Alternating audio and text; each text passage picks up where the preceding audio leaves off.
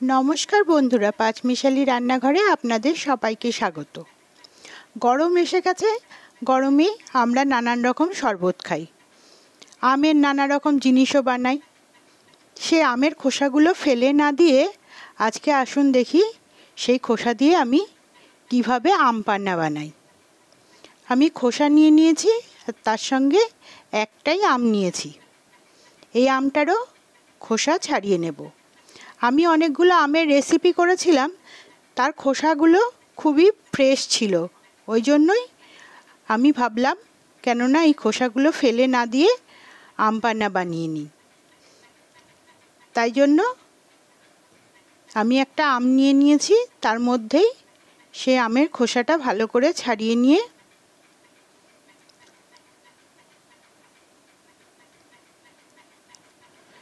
আমটাকে কেটে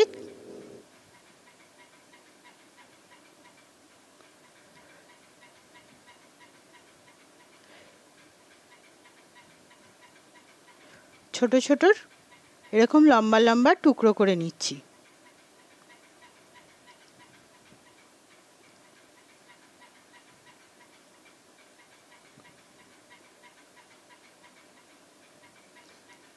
এইভাবে করে আমটাকে কেটে নিচ্ছি। আম আর খোসা নিয়ে নিয়েছি, এবার এটাকে ভালো করে ধুয়ে নিয়েছি। একটা প্রেসার কুকারের মধ্যে আমি খোসা আর আমটা দিয়ে দিচ্ছি, দিয়ে তার মধ্যে দিয়ে দিলাম মেজারিং কাপের 1 কাপ জল। এবার ঢাকনাটা বন্ধ করে একটা হুইসেল দিয়ে নেব। একটা হুইসেল দিয়ে ঠান্ডা করে তারপরে খুলে নিয়েছি। সিদ্ধ হয়ে গেছে, আমের খোসা আর আমটাও একসঙ্গে সিদ্ধ হয়ে মিশে গেছে। এবার এটাকে আমি একটা মিক্সির জারের মধ্যে নিয়ে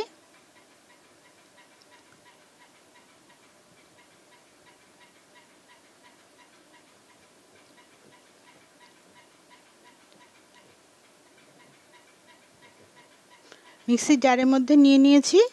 এবার এটাকে ব্লেন্ড করে নেব। ব্লেন্ড করে নিয়েছি।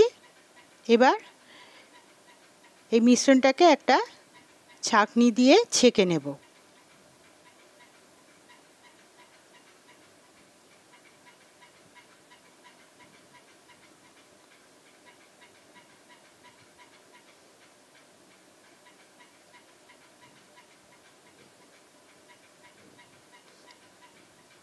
ছাঁকনিতে ছেঁকে নিচ্ছি।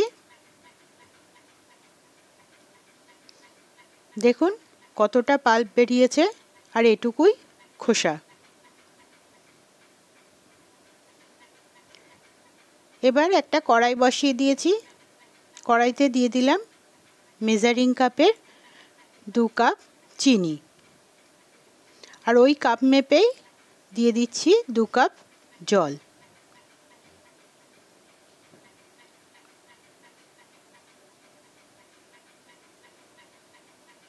এবার চিনিটাকে একটু গলিয়ে নেব, আর সাথে সাথে রসটাও ফুটিয়ে নিয়েছি।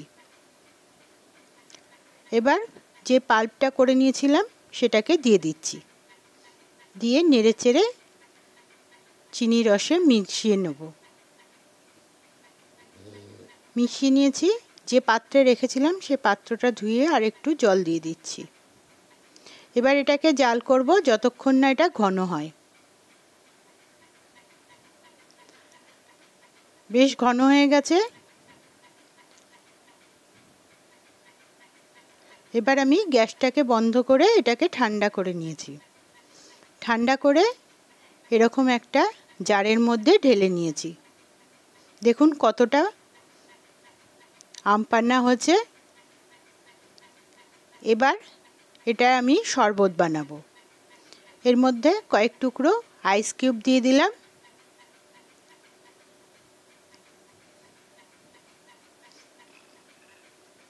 আর দিয়ে দিচ্ছি 4 টেবিল চামচ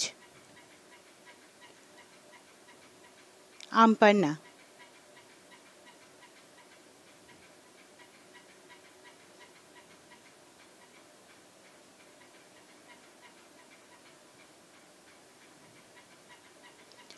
এবার এর মধ্যে দিয়ে দেব ঠান্ডা জল।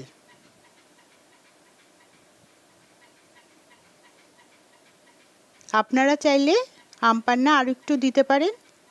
আর এর মধ্যে আমি একটু লবণও দিয়েছিলাম, সেটা দেখানো হয়নি। আমি এখানে এর মধ্যে একটু বিট লবণ দিয়েছি। দিয়ে ভালো করে মিশিয়ে নিলাম। আমার আম পান্নার শরবত রেডি হয়ে গেল। এটা যেমন দেখতেও ভালো, খেতেও খুব ভালো হয়। আপনারাও এভাবে বানিয়ে আমাকে অবশ্যই কমেন্ট করে জানাবেন কেমন লাগলো।